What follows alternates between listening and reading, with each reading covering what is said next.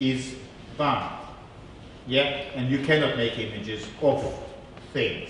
Certainly you cannot make images at all, but they will not be figurative representation.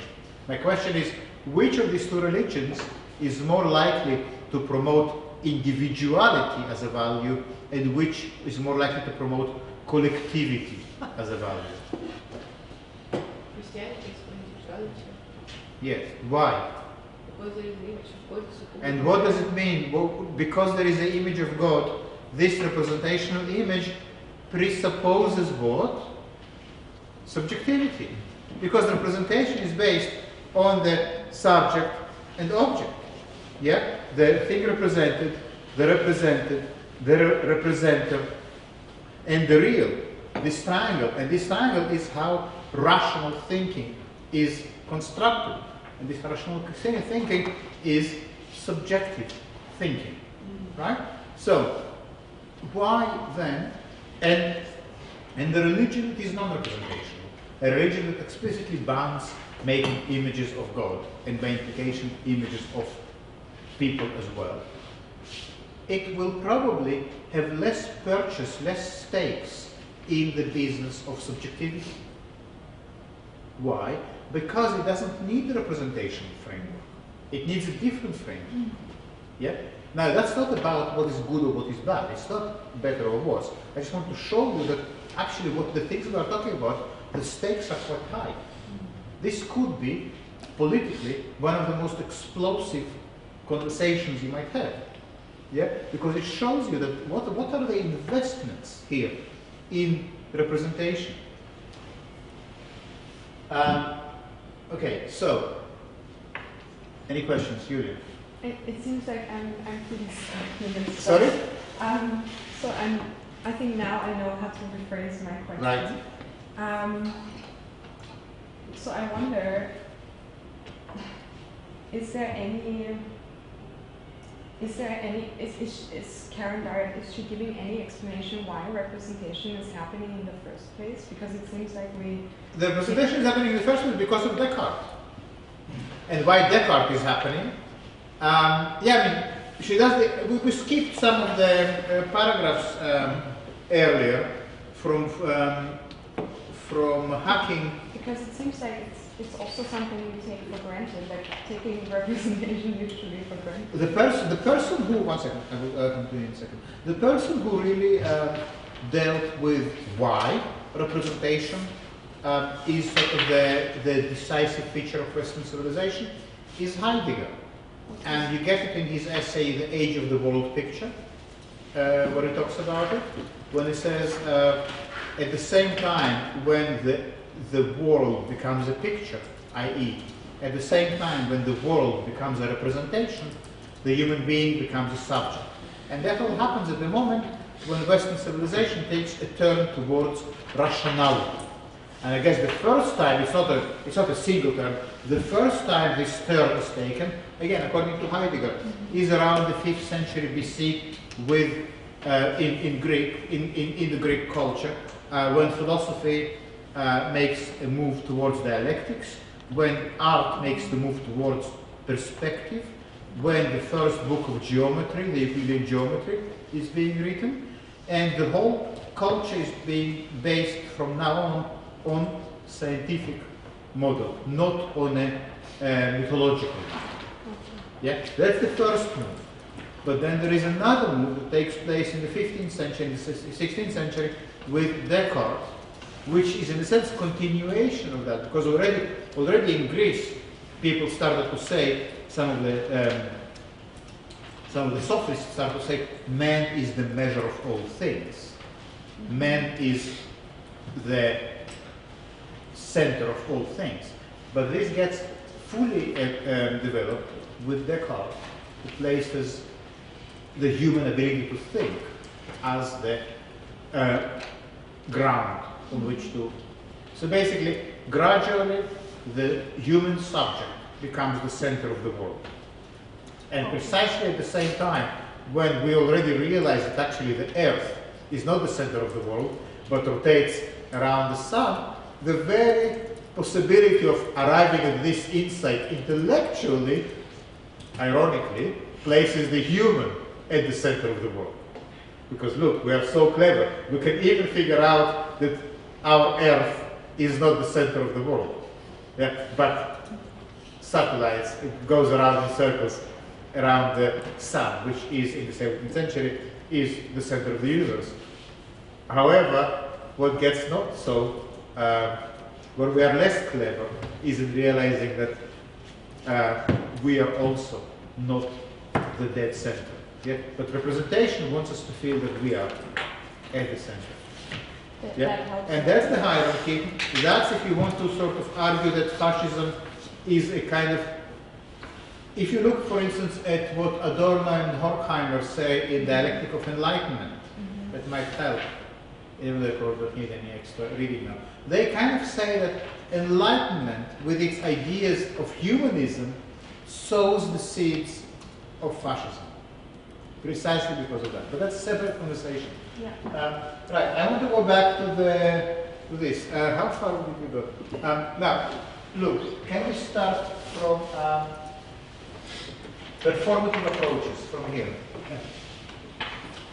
Formative approaches call into question representationalism's claim that there are representations on the one hand and ontologically separate entities awaiting representation on the other, and focus inquiry on the practices or performances of representing, as well as the productive effects of those practices and the conditions for their efficacy. Okay, so the representational approach focuses on what? Come on. You're not getting to sleep yet. The performative approach is focusing on what? Practices and performances of representing. So, you see, Matthew, the performative approach is not throwing representation out of the window at all. It cannot exist without representation. The performative approach is focusing on the practices of representation. A little bit like Velázquez in Las Meninas, that paints the painter painting. Yeah? Focusing not on the object or the subject, but on the practice of representing. Because representation wants only one thing.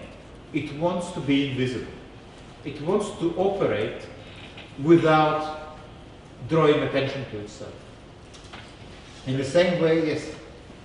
Well, the way she describes performative understanding is representation. She's looking at something, it happens to be a representation, just like us looking at a representation. Whereas you think the word performative understanding, she's describing understanding of performance, whereas a performative understanding would be you're actually performing whilst you're understanding or engaging in the thing. And or you could say that understanding is always a performative act. Yeah. And the scientific inquiry, you put, let's say, a drop of water under the microscope. And generally, the representational approach will say, okay, here we have a drop of water under the microscope.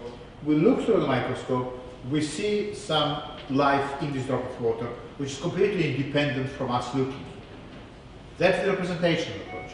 The performative approach will inquire, will ask about the performance of this process, the performance of the microscope. And it will suggest, it will point towards the way that what we see in the drop of water is not some kind of objective reality that we manage to observe, but is dependent on the practices of observation itself. So would you say it's like meta level? Sorry? Would you say it's like representation of representation? It's like, well, you could say it's like the representation of representation, but it's basically realizing that the thing represented is never independent from what is, that the image is never independent from what it is of. And they are connected, how? They are connected through practices of representation. Once we understand that, we can start paying attention to the practices themselves. Yeah? That is the whole trick. Roland Barthes, in one of his essays, I think it's called The Myth Today, in his book Mythologies, he says that the bourgeoisie wants nothing more than to remain invisible.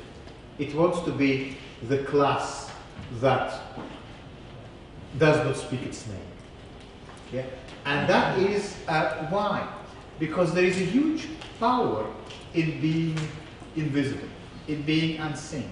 Representation strives to be so naturalized that it becomes unquestionable, transparent. Yeah? The whole point of representationalism, of performativity, is to undermine this transparency, is to somehow make the whole process of converting objects to images, to make the whole process, the process itself, visible. What that might mean for a photographer? You know, it's all very well and good, but at the end of the day, you are in your studio, you have a camera on a tripod, you have something on your light table, or you have a model, and you say, okay, I don't want to just make another picture, it will just take representation for granted. I actually want to show how representation works. So what do you do?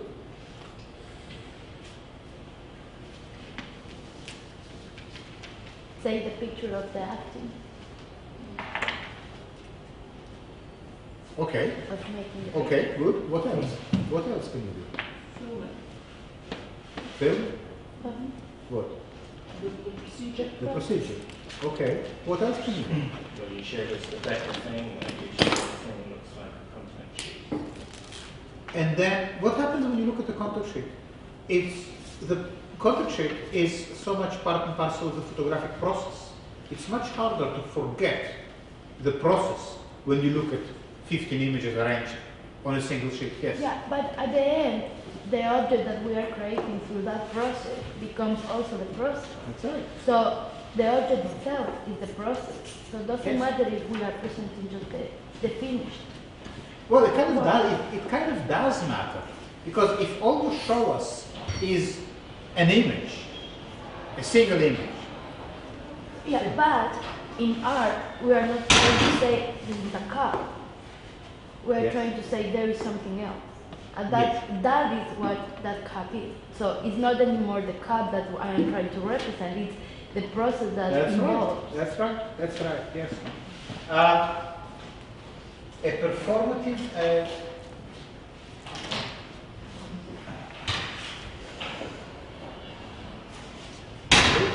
Look, are you still okay? Or shall we replace it? Cool, yeah. Okay.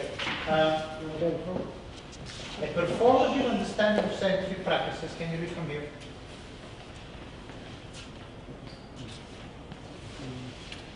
Do you see where we are? Okay. A performative understanding of scientific practices, for example, takes account of the fact that knowing does not come from standing at a distance and representing, but rather from a direct material engagement with the world. Okay. Can you read this sentence again? It- And read it in a way that is that artists could understand. Can you rephrase it for us? Okay. A performative understanding of scientific practices, for example, takes account of the fact that knowing does not come from standing at a distance and representing, but rather from a direct material engagement with the world. Okay. Now let's imagine that you want to explain this sentence to a painter. How would you translate it to a language that the painter can understand? The painter is not interested in scientific practice. You need to say something else. Any suggestions? It's not interesting in the act of the, Look at the the text. techniques. Where is A it? performative understanding of what? The of performative painting, of okay? Yeah. Yeah? What does it mean, a performative painting? How can you perform a painting? A painting, how can you think of a painting or a sculpture or an art object not as a representation, but as a performance? Now, we're not talking here about saying, okay, you know, I used to be a painter, but now I'm a performance artist. We're not talking about that. We want to stay with the painting or the photograph. We just want to say that it's possible to look at the same photograph, not as a representation, but as a performance. What Karen Barad says is the way towards that. So performative understanding of painting or photography is what? Takes account of what?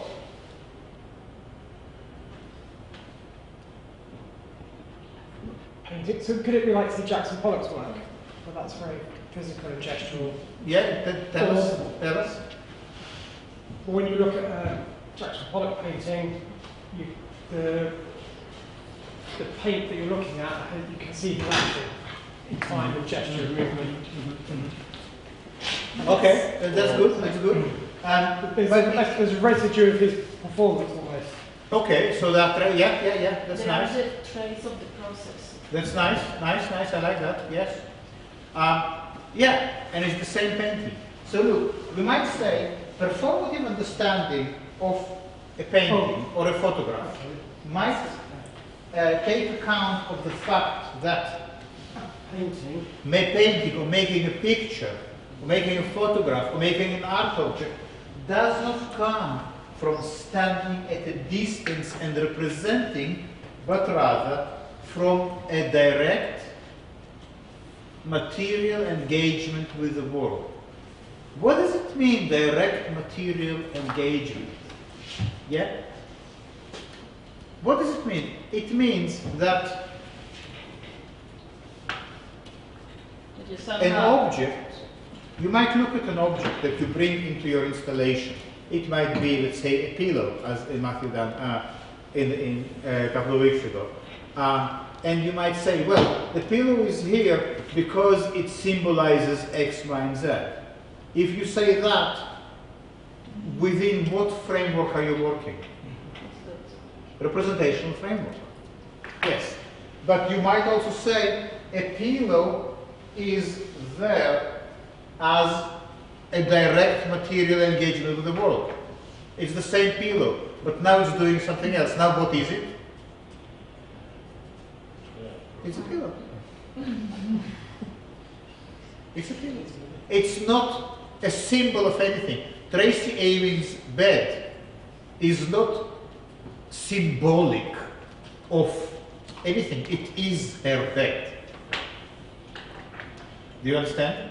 Yeah? It's not representing the messy state of her life. It is it. Sorry? It's the life. But do you see what we are saying? What does it mean? Material engagement with the world. It means whatever is engaged in your practice is not there as a representation of the world. It is there simply as the world. Yeah? So what you make your practice from, are you working with symbols? No, you're working with materials. Yeah? Where are these materials coming from? Well, they might come from a second-hand shop. They might come from a graveyard. They might come from a workshop. But it's stuff.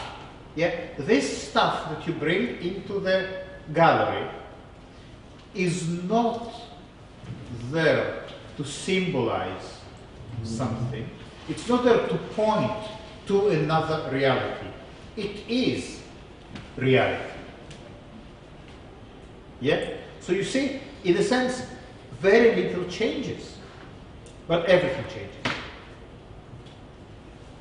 Everything changes because the art object is now not a representation of the world outside, it is the world.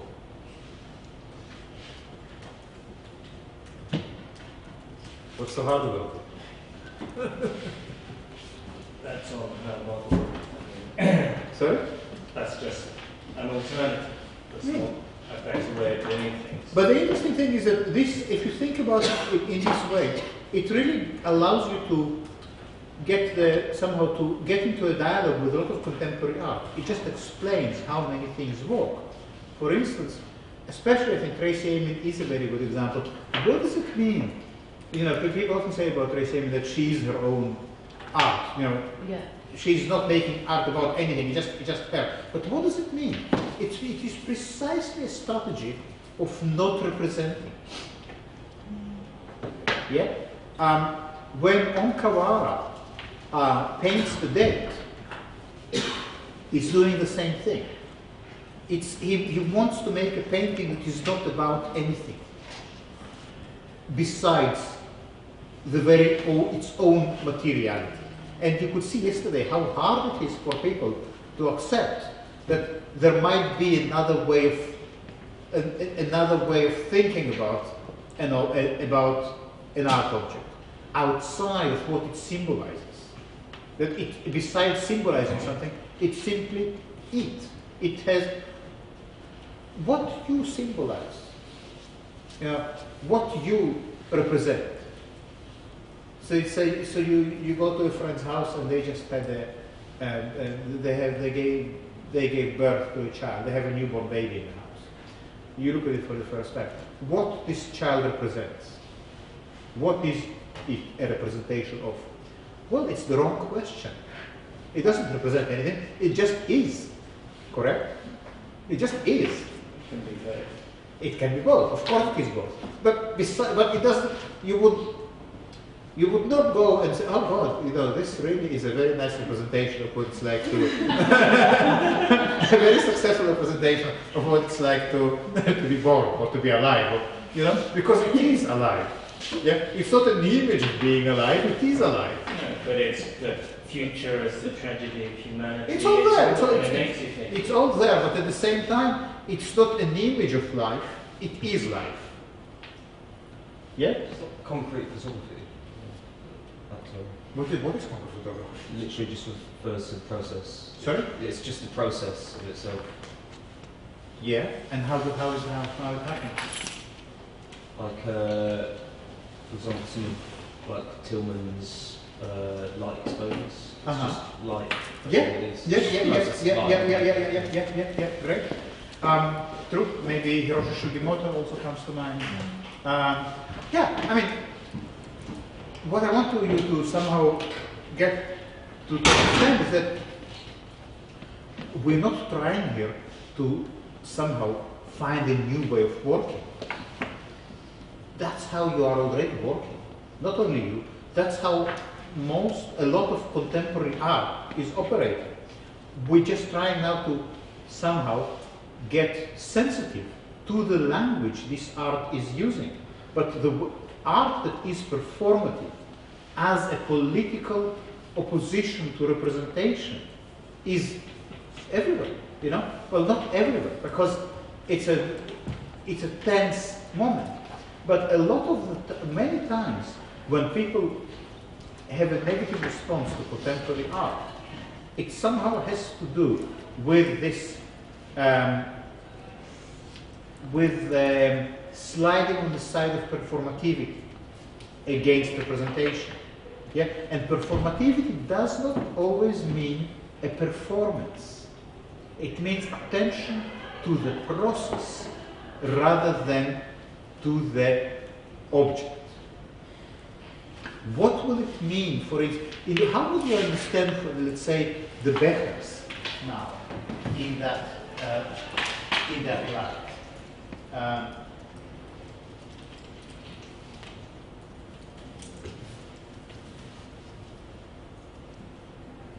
Can you talk to me about this image from Karen Barad's perspective of representationalism versus performativity? How would you, if I might ask you to write an essay, for instance, discuss this image in light of Barad's argument about representation and performativity. What you would say?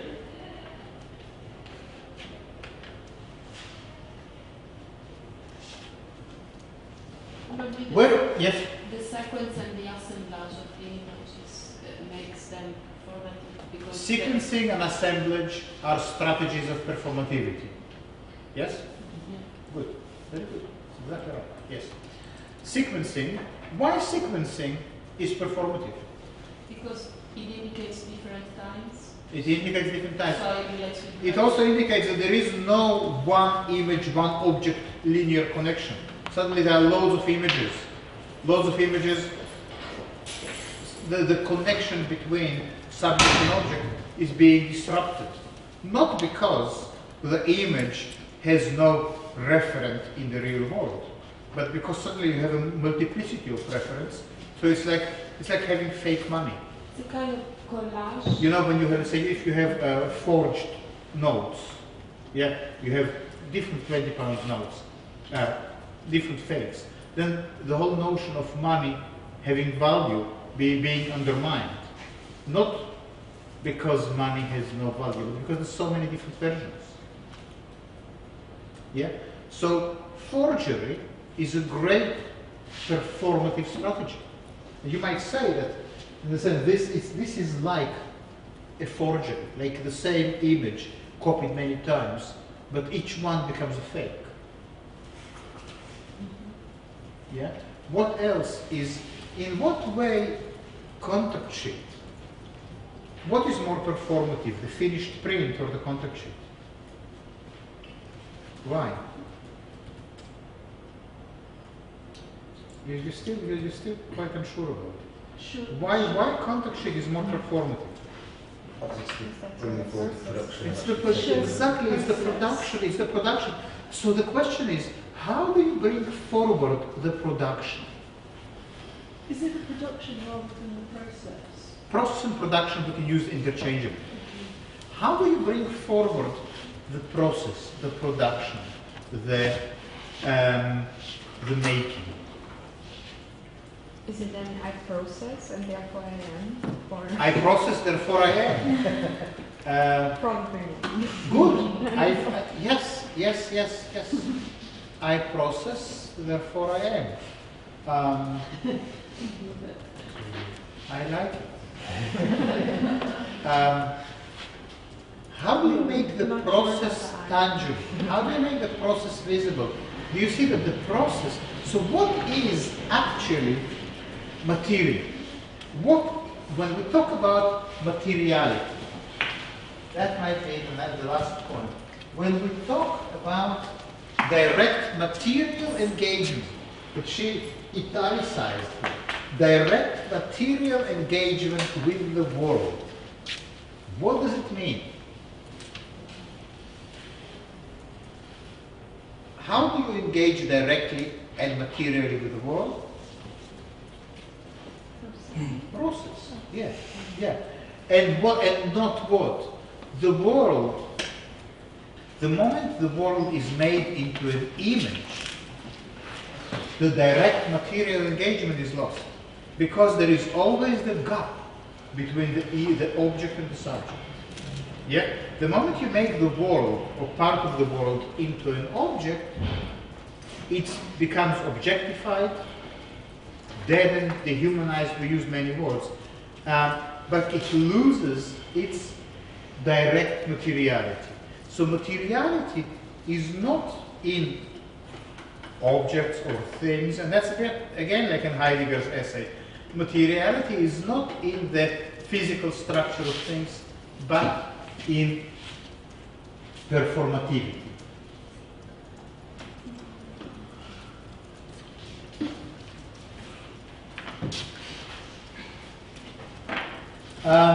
Okay. So, any thoughts about it? Sorry about it all? So, on that last point, is there something there about illusion? About Illusion? illusion? So the Becker's image, by showing all of them, it's revealing the illusion or removing the illusion? Well, the illusion of representation. I think you're right. The Becker's image can be seen as making visible the illusion of representation. They could have had just one of those, and you just see one water. If it was one, it would be much, much harder. So Yeah. that would be an attempt at illusion or a representation. So their choice between having one of those images as single image compared to the That's right, yeah. When you see a single image, we almost automatically look through it and forget about